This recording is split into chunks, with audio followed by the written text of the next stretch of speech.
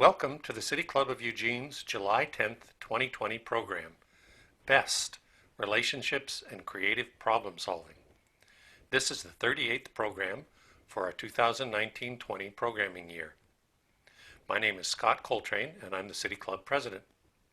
Support for the City Club is provided by our members and sponsors. You can become a member of City Club at our website, cityclubofeugene.org. We have both business and in-kind sponsors, including our diamond sponsors. Kaiser Permanente exists to provide high-quality, affordable healthcare services and to improve the health of our members and the communities we serve. More information at www.kp.org. Support comes from the University of Oregon. Since 1876, UO has helped Oregonians question critically, think logically, reason effectively, communicate clearly, act creatively, and live ethically. More information at uoregon.edu. Peace Health is proud to serve Eugene, Lane County, and beyond. As your hometown healthcare partner for more than 80 years, our mission is to keep you and your family healthy. Learn more at peacehealth.org. Lane Community College transforms lives through learning. It provides comprehensive, accessible, high-quality educational opportunities that promote student success.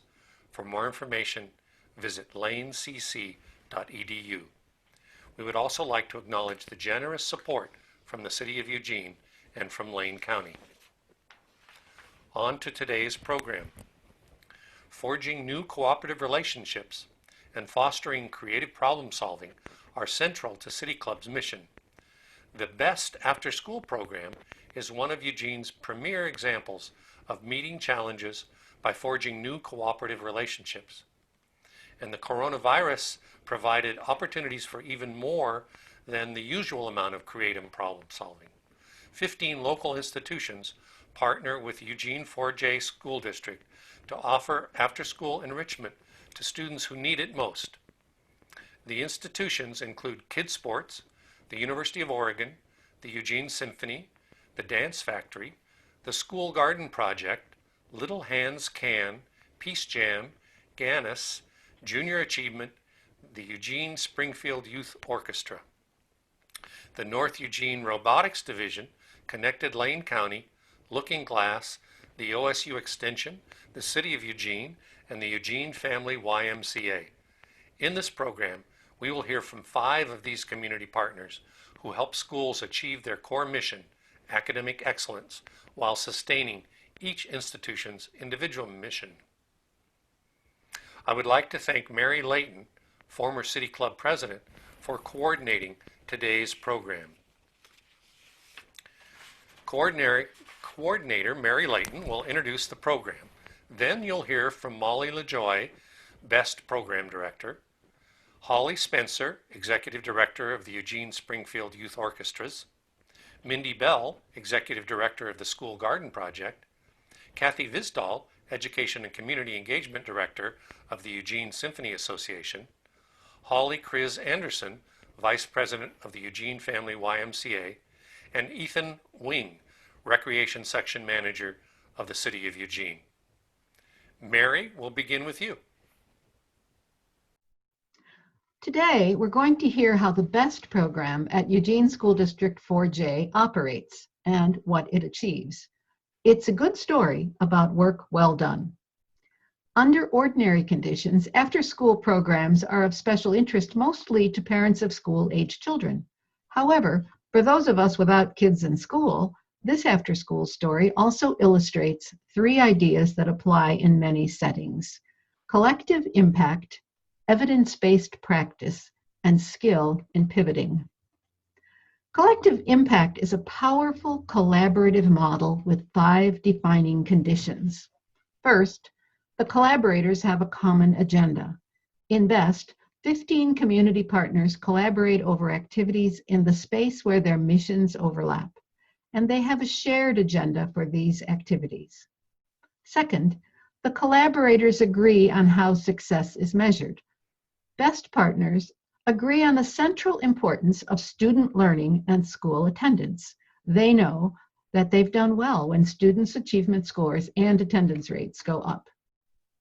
Third, they engage in mutually reinforcing activities.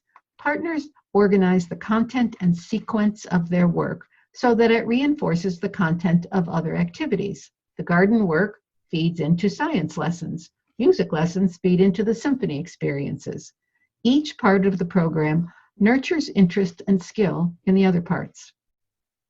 Fourth, the partners have continuous communication with other partners and with school staff to keep the program rolling along smoothly, allowing each partner to take advantage of the lessons of the others and accommodate occasional interruptions in service.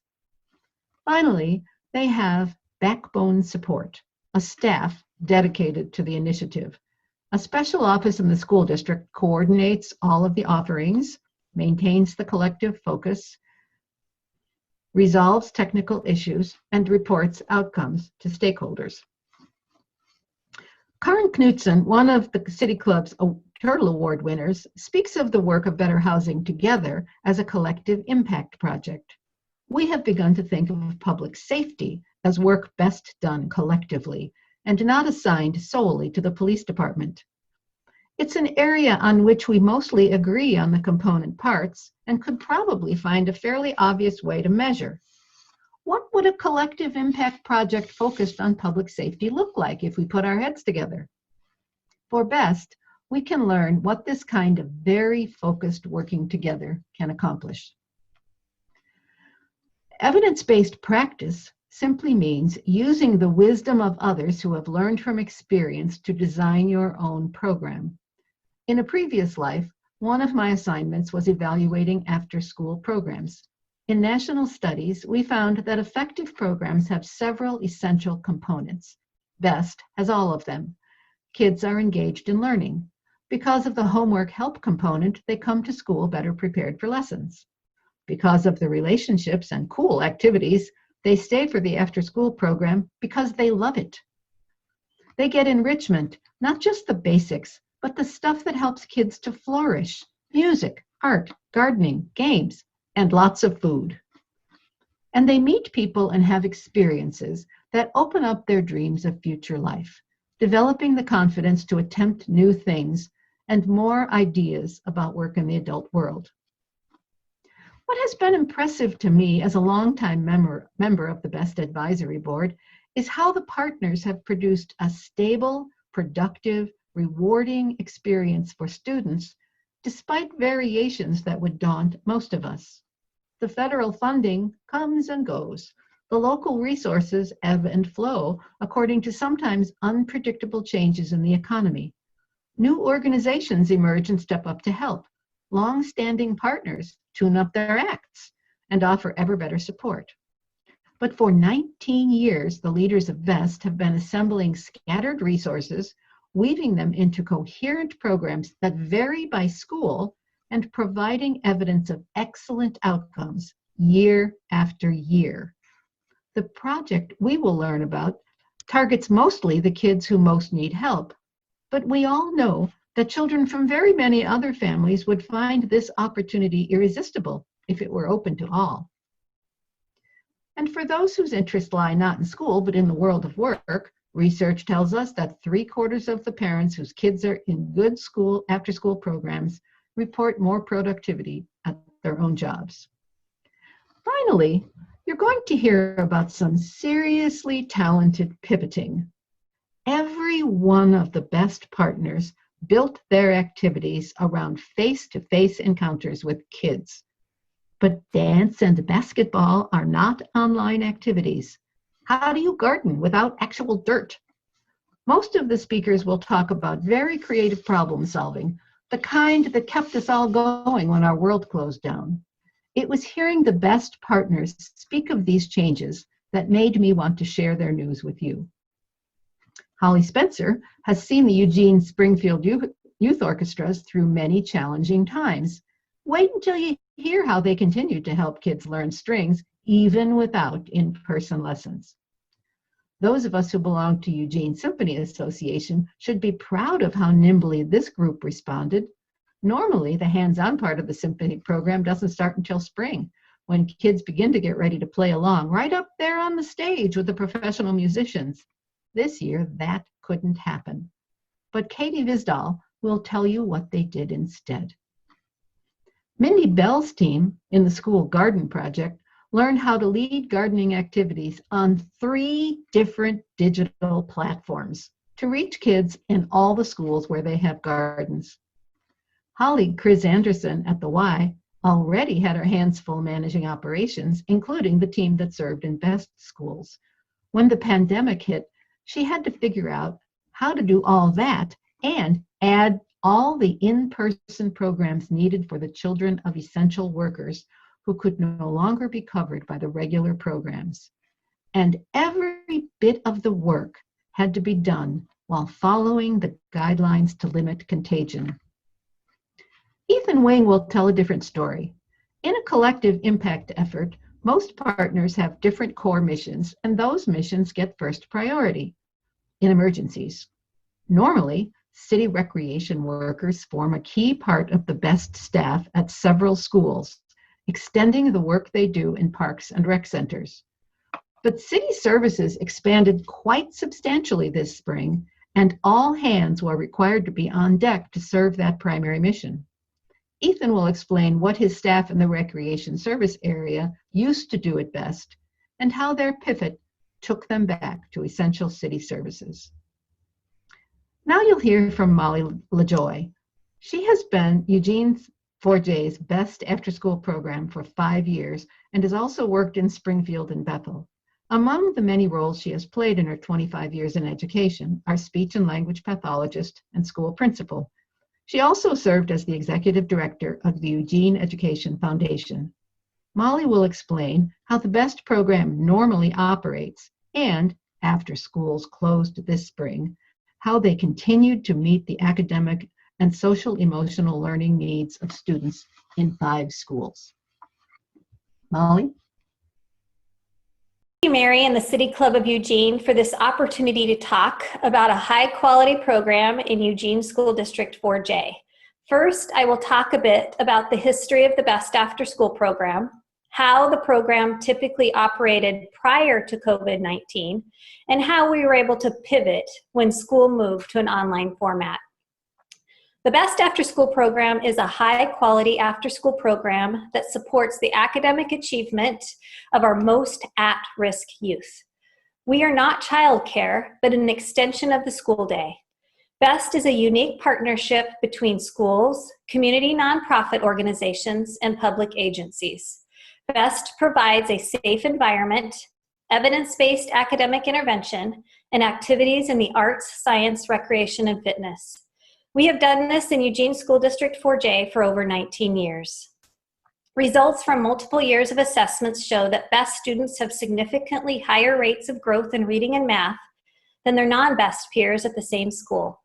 Additionally, students in the BEST program have higher school day attendance rates than students in grades K-8 who do not participate in the BEST program. BEST helps students attain academic success and build confidence with the goal of becoming safe, healthy, and contributing adults. Due to these results, district officials regard this program as one of the most effective strategies for helping students from traditionally low-performing groups catch up, closing the achievement gap. So what does BEST stand for? BEST stands for Boosting and Enriching Students Today. BEST started as a joint endeavor in 2000 with Bethel, Eugene, Springfield school districts, and was previously known as Bethel, Eugene, Springfield Together. Since then, grant requirements have changed and required school districts to apply for funds individually. Eugene has continued the program ever since that beginning. So BEST is funded through a highly competitive, we're one of 24 in the state, 21st Century Community Learning Center grants. The grant cycle funds the program for up to 5 years, and we're in the 2018 to 2023 cycle. And the 21st CCLC initiative is the only federal funding source dedicated exclusively to before school, after school, and summer learning programs. Each state education agency receives funds based on its share of Title I funding for low-income students in high-poverty, low-performing schools. BEST also receives Title I funding from the district to support interventions in reading and math. In In the 2019-20 school year, we served roughly 400 students in 6 schools. We're in 4 elementary programs: Cesar Chavez, McCormick, River Road, El Camino del Rio, and Howard Elementary, and 2 middle schools, Kelly and Madison. Students are invited at the elementary program to participate in the after-school program based on their demonstrated academic need. Each best school's Title I coordinator, data team, and special education teachers identify and recruit the following individuals. We look at students who score below the 25th percentile in reading or math using easy CBM assessments. We look at English learning students at each best school, and students with disability or academic, behavior, social needs, including students on IEPs. And we also look at identified homeless students with the help of our McKinney-Vento program. Teachers also can refer students who need a safe place to be after school. At our middle school sites, middle school best programs are open to the entire student body. Students and parents self-select participation, with some students referred by teachers and staff for participation, especially around completing homework. Our best program meets September through June. We're a 4-day-a-week program, Monday, Tuesday, Wednesdays, and Thursdays. At our elementary sites, they meet for 3 hours after school. And at our middle school sites, we meet for 1 hour before school for homework help, and then 2 hours after school. What does a typical best day look like? In our elementary program, students come after school to the cafeteria to drop off their backpacks, connect with friends and staff, and get a healthy snack. Half the students then transition into small academic intervention groups focused on math and reading with instructors who are hired and trained by the school district and who collaborate with regular school day teachers to personalize instruction based on individual students' needs.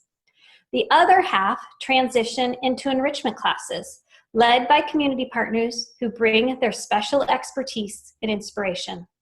Students participate in outdoor physical play and community time. Then they flip-flop. In the final hour, students get a hot supper meal, recess, and then those who need it, a bus ride home. At the middle school, students again start in the cafeteria, but they start with a hot supper meal. Then they transition to spend 45 minutes in a homework club where a teacher is available to assist them. Students then have a variety of enrichment courses to choose from that are designed to help students build skills and discover areas of interest they may want to pursue in high school, post-secondary study, or their careers. Transportation home is also available. Our classes rotate every 5 weeks, offering all best students a variety of enrichment class options. Classes are planned from student interests that focus on STEAM and project-based learning. Each best staff site consists of a site coordinator, educational assistants that stay on to teach after school, an academic coordinator that supervises the small group interventions, recreation staff from our community partner, and U of O work-study tutors with federal work-study awards.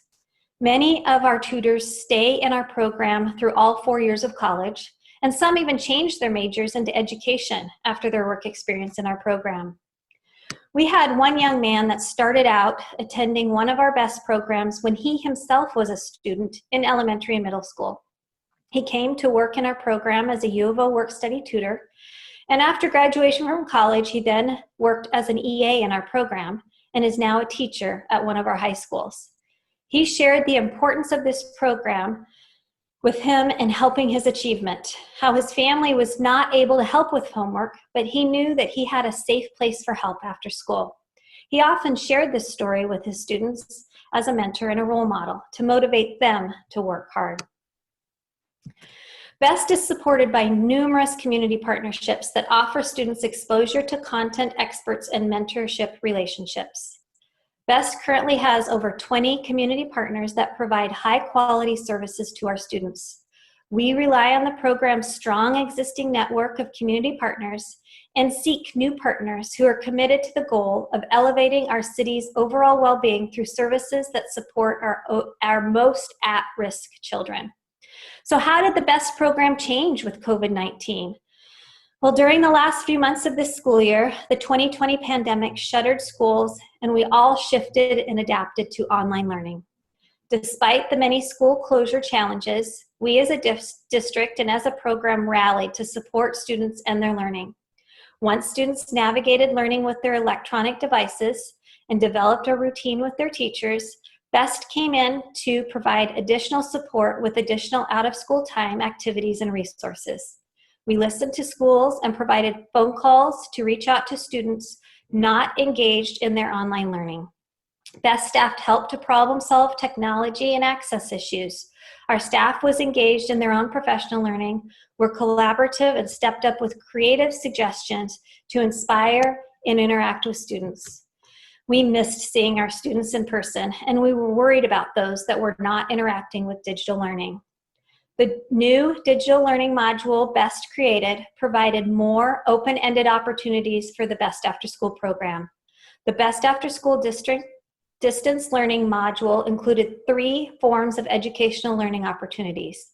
Number 1, we had Zoom meetings with students that were held twice a week to check in and build community and assist with school assignments. Number 2, our site coordinators interacted with students on Seesaw or Google Classroom accounts. And we also offered new Enrichment choice board activities that were provided each week, which offered a variety of optional activities, including STEM, fitness, art, and life skills for home learning. When students participated in any of the activities from our choice boards, they were asked to send a quick message, a video, or a drawing of their activities of choice. BEST tried to embed as many of our partner offerings into our weekly choice boards, so students continued to receive a variety of offerings. As well, BEST was able to support our partner contracts for the rest of the year. The last thing we did this spring was, in collaboration with our eWeb grant in the district, the YMCA, and Eugene Education Foundation, every elementary student in BEST received an at-home learning supply bag. YMCA and BEST provided supplies to make 4 at-home learning activities.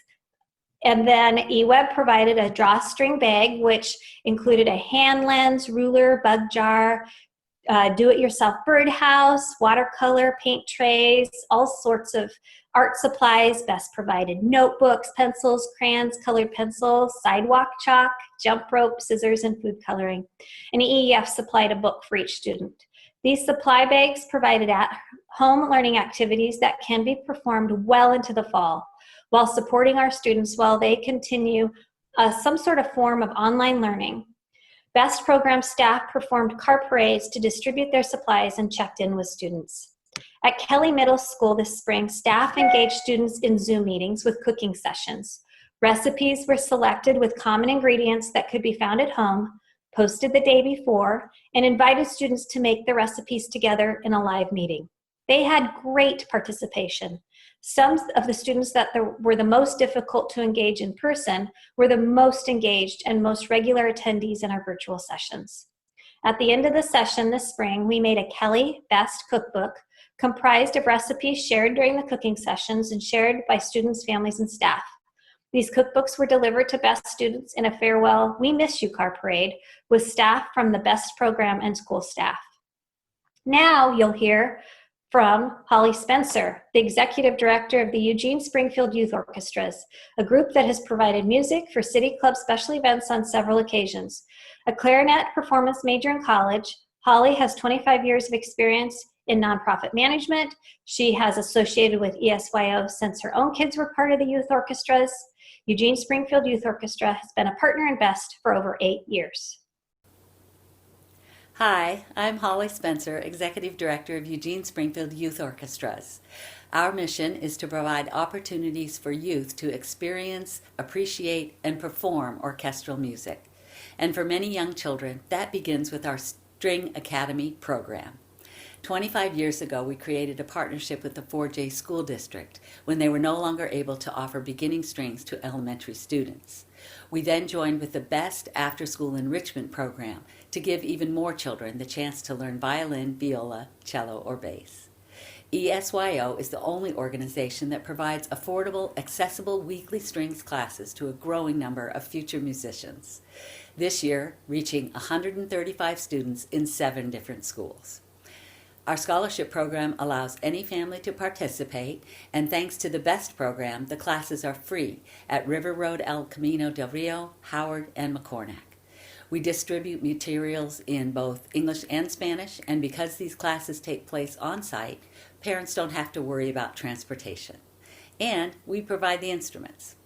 Our inventory of half and three-quarter size stringed instruments gives each student the right size for success.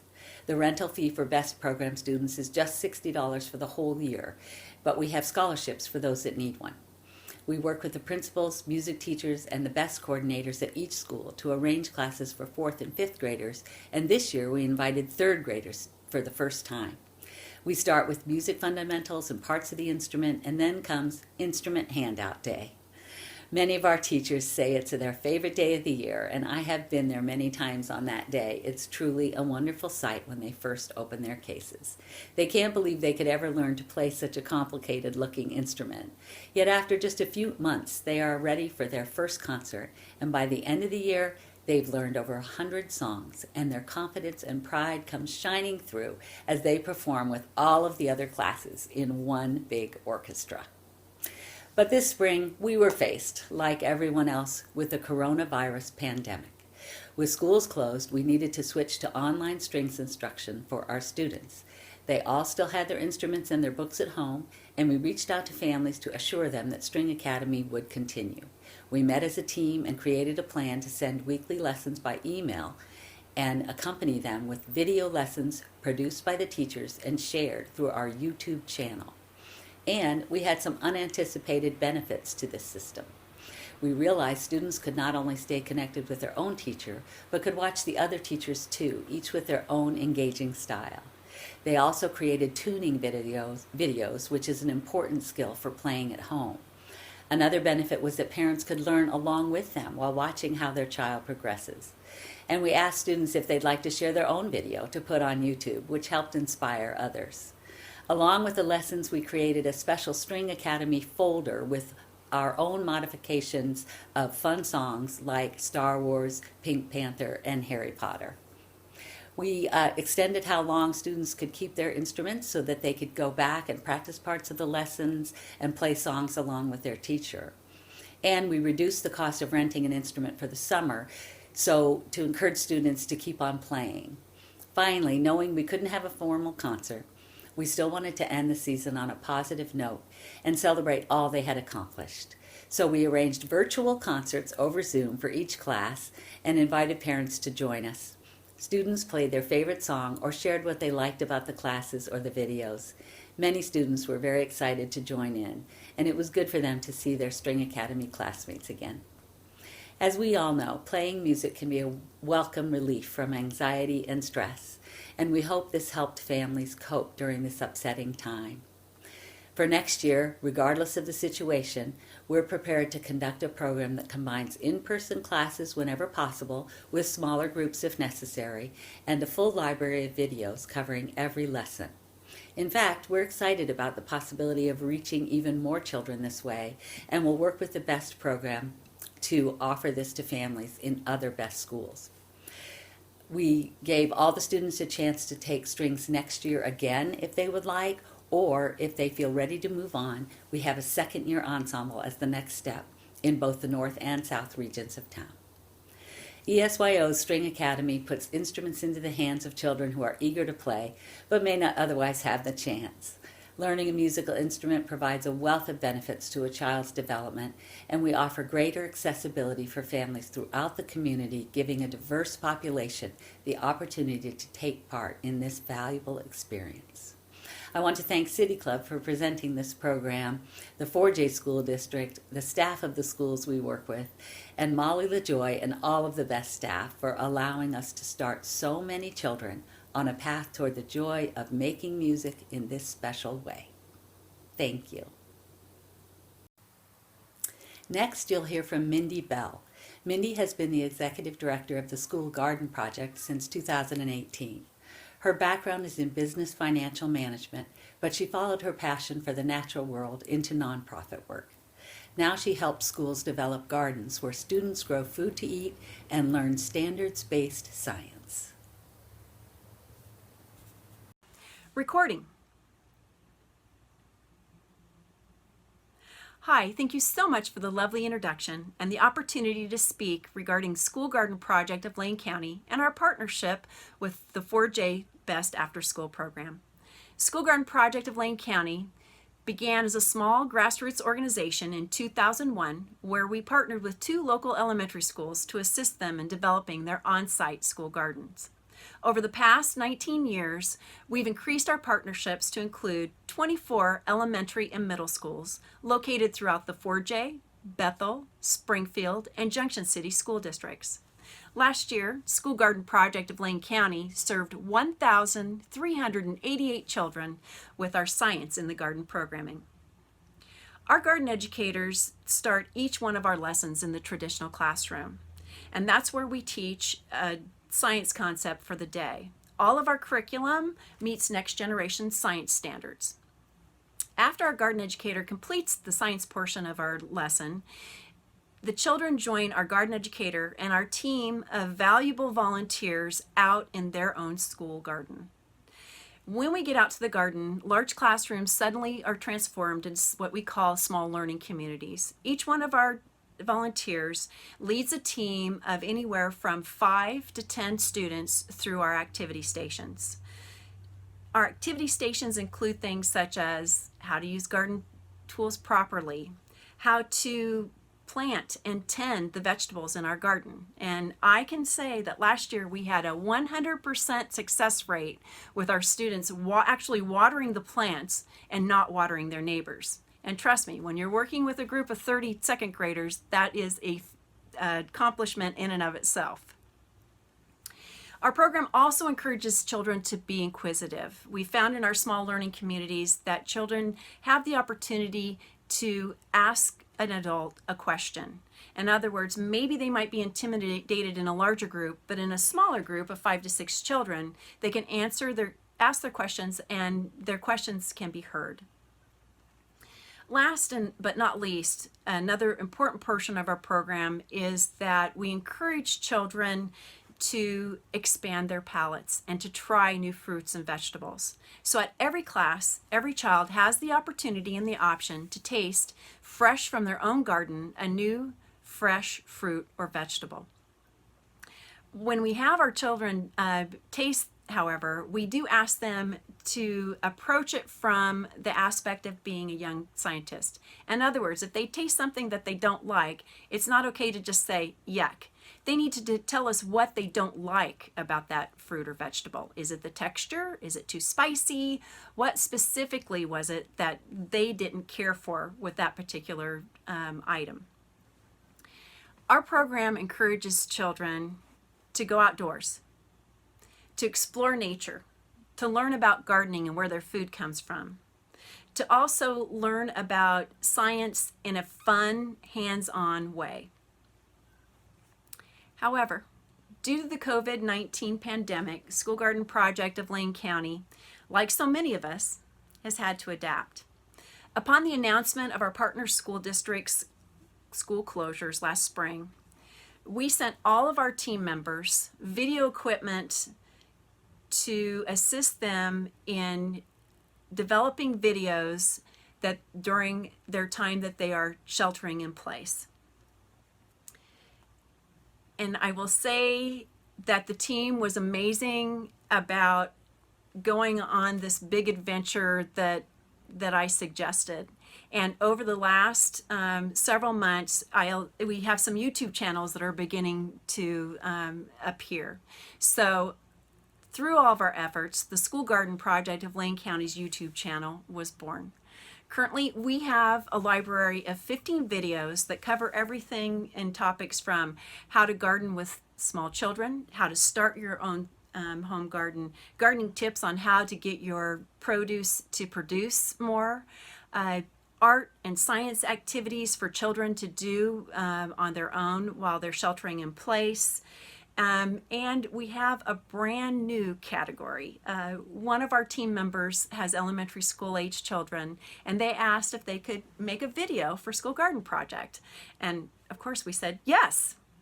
So the topic of their first video is answering that age-old burning question, why do dogs eat grass? So the children took their family dog, who's the star of the video, and it's titled affectionately, Penny Chooses Her Salad. So if you too would like to know the answer to why dogs eat grass, please join us on our School Garden Project of Lane County YouTube channel and become a subscriber. In addition to our videos, we also established some other community resources. Community members that are in need of gardening advice or gardening tips can email us at gardentips@schoolgardenproject.org, and we'll answer your questions or connect you to resources that can answer your questions. Also, children can reach out to us as well with their garden, science, and nature questions. Just go ahead and have them email us at kids@schoolgardenproject.org, and we'll attempt to answer their question or, once again, connect them with resources so that they can answer their own question. And who knows, maybe one of your questions might be featured in one of our upcoming videos, so stay tuned. As we look forward to the upcoming school year, School Garden Project is in the process of refining our classroom curriculum so that it can be delivered virtually. Our garden educators are in the process of learning how to teach via 3 different virtual learning platforms so that we can support the children in all of our school districts. Our goal is to continue offering programming in a way that's interactive, whether we're on-site or off-site. We also are exploring options where we can live stream either from a school's on-site garden or perhaps maybe one of our garden educators' home gardens, so we can continue to demonstrate how to use garden tools, gardening skills, and also show the progression of plants that go from seed to harvest. School Garden Project of Lane County is also in the process of developing activity boxes that will mirror many of the current hands-on activities that support our science and healthy eating concepts from our gardening activities. Our goal is to be able to provide families and our teaching partners a resource to assist them in navigating the new big adventure that lies ahead for all of us. Thank you so much for lending me your ear. And I'd also like to introduce our next presenter. You'll hear from Katie. Katie leads the Eugene Symphony's work with the community. She formerly played a similar role in the Lane Arts Council.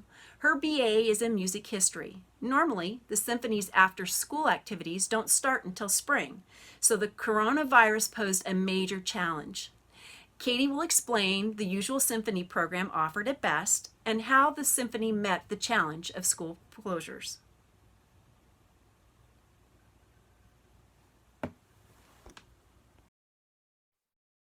So the Eugene Symphony has been presenting a music program called Link Up in the 4J Best After School program since 2012. Link Up is an elementary music program through Carnegie Hall's Weill Music Institute that teaches students who are at the beginning of their musical journeys how to sing, how to play recorder, and about basic musical concepts. So we often get the question, why the recorder of all instruments? And it's pretty standard for teachers to introduce recorder when they're in elementary school, but it's a really accessible instrument, and the way the keys are laid out translate really well to other instruments. So when kids go on to band and orchestra programs, it's a good transition. Link Up is a program that we partner with elementary music teachers around the region, but what we do with the Best After School program is pretty special, because it's the only place where we're sending our musicians in to teach, and the participating students in the program are getting really specialized music instruction. The members of our orchestra are going into the classroom and working with small groups of students, and the students are getting a personal level of instruction that most kids that age wouldn't be getting otherwise.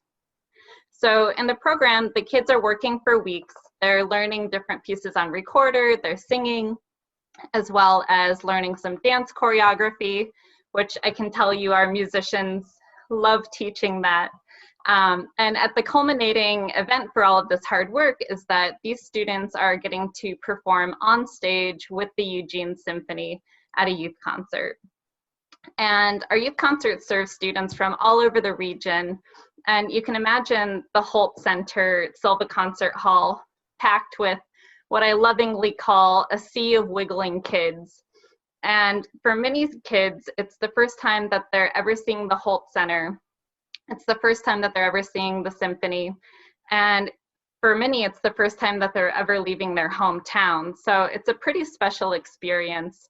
And, you know, the kids that have been participating in the Best After School program, they're kind of getting the green light and they're making their way straight to the stage. So they're just getting to go straight onto the stage and play along with professional musicians. And it's a pretty incredible experience to be performing on stage at such a young age. And it's just such a great celebration of the work that these kids have been putting in for the months leading up to this final performance. So unfortunately this year, due to COVID, we had to cancel our sessions the week before kids were ready to go to the Holt Center.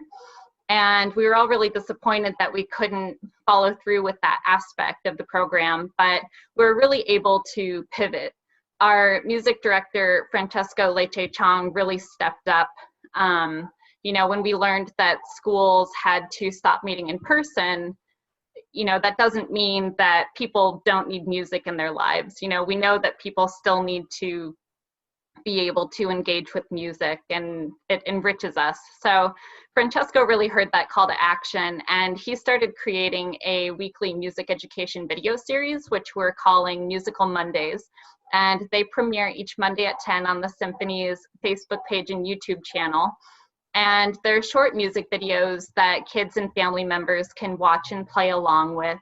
The kids who have their recorders at home can play along, or really any instrument that they have available. If there aren't any instruments, people can sing along too. And the first couple of videos really focused on featuring the songs from the Link Up program, and then it has evolved. So now Francesco may interview musicians from the symphony or other colleagues in the music industry, and each week we're learning something new. So you might catch Francesco introducing us to different instruments in the orchestra. And if you want a real treat, I recommend that you watch our Meet the Piano video, which features him playing. He's quite an incredible pianist, which he's incredibly modest about. But that's really how the Eugene Symphony has partnered with the Best After School program through our Link Up program and how we were able to pivot during COVID. So next up, you'll hear from Holly Kriz Anderson, the Vice President for Operations and Youth Development Director at the Eugene Family YMCA. She's in charge of after-school programs that serve more than 750 children at 23 schools and 3 school districts during a typical school year. When coronavirus closed schools, Holly adapted the WISE program to accommodate. She also helped her team transition to offer free childcare to first responders, medical professionals, and essential workers in partnership with the city and local school districts. Holly started at the Eugene Family YMCA in 1999.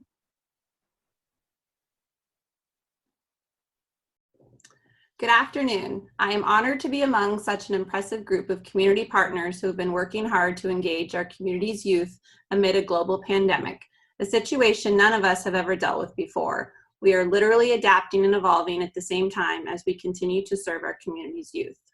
Before coronavirus closed our schools, the Eugene Family YMCA had a robust relationship with the BEST program. We partnered with BEST in 3 schools, providing enrichment activities at Howard, McCormick, and River Road. During the months that the schools were closed, our staff took a different approach. Staff attended specific trainings for supporting youth in social emotional learning, trauma-informed care, and program intentionality. Our YMCA staff helped lead enrichment activities via Zoom and filmed YouTube videos of games that can be played with their families. We also participated in a parade and delivered project supplies to each family. Getting to see their staff and receive a bag filled with items to help stimulate their minds put smiles on everyone's faces. In addition to our work with BEST, the Y provides after-school enrichment for 20 other schools, including 1 in Bethel and 3 in the South Lane School District. For the 19 years that I've worked at the Y, I've witnessed the long-lasting relationships that our youth development staff have built with families. We know these families and their children, and we do whatever we can to support and care for them. So when coronavirus closed our schools, we knew immediately that families would struggle. Not only would some of them lose their jobs or a part of their income, but many of them would be required to work without the safety insurance of having their kids in school. That's where the Y focused its attention. Hand in hand with the City of Eugene and the school districts of Eugene, 4J, Bethel, South Lane, and Springfield, the Y opened more than 250 free childcare spots for first responders and medical professionals. On April 1st, we expanded the programs to invite essential workers to enroll their children in childcare. Essential workers including those families who work in grocery stores, gas stations, and restaurants. Having never operated childcare during a global pandemic, we had to creatively adapt our games, lunch, snack breaks, and academic focus to better fit the circumstances. I'll give you a sense of what a typical day looks like. Youth development staff start each day at 6:30 a.m. with a thorough hand washing and a temperature check by health staff. A family member drop off their child after answering health questions and the children's temperature was taken. Family members were not permitted to be inside the programs. In the morning, they would put on gloves, sort Legos, markers, and other easily sanitized toys into paper boats, similar to the food containers that you would get from a food truck. Each child receives their own paper boat filled with toys, not to be shared with anyone else. When the children arrive, they each receive their own pool noodle for the day. The pool noodle was a creative way to keep kids 6 feet apart. The pool noodles were thoroughly disinfected each and every day, the same way we disinfected waterproof decks of Uno and other card games. The games and toys were kept with the same group of 10 to avoid cross-contamination. At each of our sites, we maintained separate group of protected kids. The groups of children were never in the same location. They headed to their own areas of the schools and would only see each other in hallways when walking to the gym, for example. When distance learning began, childcare staff helped students with their school's online learning, navigating different teachers' assignments, online learning platforms, and daily Zoom meetings. Obviously, keeping kids physically distanced was a significant challenge and one that we couldn't have solved without using spaces in our local schools. Our protocols meant that a group of 10 sometimes only had 5 or 7 kids because we couldn't bring new kids in just for a week. We didn't want to expose the original group to a new kid with new germs. Another challenge for us was developing weeks upon week of full day care, a significant increase from our typical after school care or best after school program, which runs for 3 or 4 hours every day, or our spring break camp that runs for full days but only for a week. We have run summer camps for decades, but those tend to have focus themes for the week, lots of field trips, and outside water time. And I don't want to miss talking about the emotional challenge that our staff took on. In addition to the long hours, childcare staff arrived with smiles, energy, and extra patience despite the grief and uncertainty they felt themselves. They fielded questions from kids that had no clear answers. Questions like, when can I hug my friend? What will summer camp be like? And will I go back to school in the fall? I was inspired and heartened by why childcare staff bonding with the children of our community's frontline workers and engaging them in learning and games that keep them physically and mentally happy. Obviously, I'm incredibly proud of our staff and how they stepped up to serve the community during this trying time.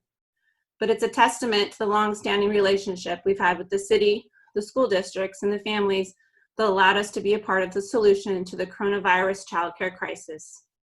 Thank you. Next up is Ethan Wing. Ethan manages the youth and family recreation services for the city of Eugene. When schools closed, the demand for different and new city services grew exponentially. Ethan will describe how his team pivoted in response to the needs of the community during COVID-19. For example, some recreation staff became the site managers of temporary encampments for the local unhoused community. He earned an MS in Recreation, Sports, and Tourism Administration. The City of Eugene's Recreation Division, like all of our best program partners on this program, had to react swiftly during the onset of COVID-19. Our priority during this period has been to adjust our services to meet the existing, the new, and the changing demands of our local community. Those changes actually can be categorized in 4 distinct categories, primarily. That would be the support of the overall city response outside of the Recreation Division, a focus on making digital content available, focus on making non-traditional, non-digital content available in a safe manner, and then beginning planning for a safe return to in-person programming, which is actually happening now. In regards to the support of the overall city response to COVID-19, about 35% of our division, or the recreation division's full-time employees were dedicated to the Emergency Operations Center for the city. And that means a lot of things. Those roles actually varied all the way from managing the finances to the logistics, to assisting in the early remote teleconferencing and new file sharing systems that were being implemented on the fly. So I'm really proud of the efforts of those team members in our recreation staff and their diverse skill sets. Two of our recreation staff mentioned earlier were actually managing the day-to-day operations of 3 temporary social distancing encampments for our local unhoused community. And those encampments were actually at our recreation facilities. So again, the flexibility is key here. At the very onset, within a week of COVID-19 shutting many of our programs down, we opened up a emergency childcare site at South Eugene High School, which we then, about a month into, passed on to our friends over at the YMCA so that they could manage it as part of their more robust offerings throughout the community. The second distinct category of the sort of way we had to pivot during COVID is regarding our digital content. So as COVID came in, we realized people still need services. They still need to be connected. They still need to be active. They still need to be challenged and have those normal parts of life brought in whatever way they can, receive them. So we went ahead and started to create live and recorded classes designed for preschool age and up. And these classes were anything from story time to fitness classes to mindfulness and meditation, which is needed now more than ever. And those things are still running, and we're going to continue to support those, probably even post-COVID, as we explore hybrid options moving forward. Our athletics programs successfully introduced esports programming, which had its own set of distinct challenges, but had robust registration numbers, and people just wanted to do something regarding sports. We had no professional sports. We had no amateur sports. So people wanted to get on it and play FIFA soccer on the internet. So it was interesting. And then, we also, recreation isn't just games and camps. We actually have a teen court program that has been successful for a number of years, which diverts youth out of the criminal justice system and into alternative methods for basically providing community service to pay back, something that they've done. And we were able to fully transition within a couple of weeks, thanks to one of our staff, into a digital format and continue running those programs. So digital was one thing, but we also realized not everybody has equal access to digital methods for receiving these programs. So we also continued to offer sort of transitioned self-initiated programming. We had a 5K running initiative that had a lot of registration. We made thousands of phone calls to our patrons. Everyone that's registered for a program in the last year, we made phone calls to. And I'd like to introduce a little story, kind of go on a tangent, and just mention our supervisor over at Peterson Barn, Billy Hernandez, made a phone call to a gentleman that participates in a lot of our older adult programming. And I know that I had heard the story and almost teared up. He called this person and they said they hadn't talked to anyone in over a week. And they were so thankful to have the check-in wellness call that it actually became an ongoing weekly phone call, and there's been a relationship developed there. And that's actually one example out of more than a handful that I can name, and I know there's more that I haven't heard about. So sometimes with all of this innovation that we're doing as we pivot, the good old phone call is all people need. So that is some of our sort of more analog interaction. And then we also have a large number of seniors that we're calling there too. And just for good measure, we have a jigsaw puzzle rental program, essentially a loaner program out of the Campbell Senior Center that people have been able to come pick them up at set times so they're not having to interact with other people, and then they're sanitized appropriately. So that would be the third category. And then something I've been heavily involved in, not just as part of my team and my division, but as an individual, is the planning and return for more safe in-person programming and continued in-person programming. COVID-19 is not over. We all know that, and we don't know when it's going to be over. But we're operating in this weird new normal and a lot of other new normals after this. So we've been developing policy and procedure for ongoing programs. We've been implementing continued operations of camps and childcare and other recreation programs out of our sites, including emergency childcare that was operating out of 3 sites for the duration of the onset of COVID. We've been navigating budget constraints and planning for fall, looking at the school year and wondering how we can support our partners in the best programming. And then we're just trying to remain nimble in our childcare and our after-school services. So with all of that, I'm happy to transition this over to our best after-school program coordinator, Molly Lajoie. You have had the opportunity to learn about the Eugene School District 4J Best After School program and hear from several of our community partners.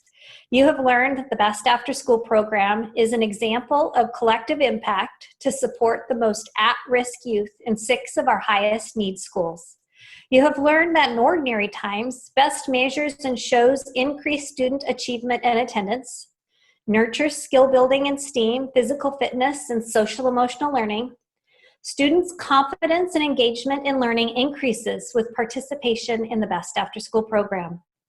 You've heard how our BEST community was able to adapt and change during a pandemic when education was shifted to online learning.